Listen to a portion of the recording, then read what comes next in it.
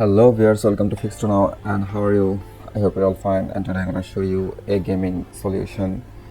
So today my solution is how you can run every game in your PC easily without any problem. Basically, when you restart up a new Windows, some features are not unavailable in your PC, so you have to install a program.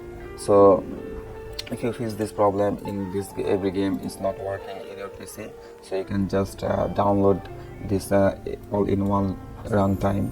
This file is very essential for every gamer because without this file you can't run out every game in your PC.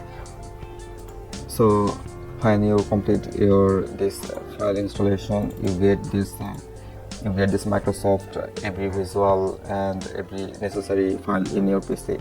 Then you can run every game in your PC easily. So now I'm gonna show you how you can download this runtime.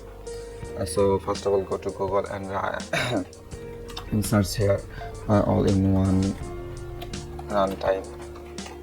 You can find this page, and from here you can scroll down, and here you can see all-in-one runtime 2.5.0 download. This is basically the main runtime. You have to download it and install the latest version. Here you can see this is the Windows. This is for Windows, and I gonna download it.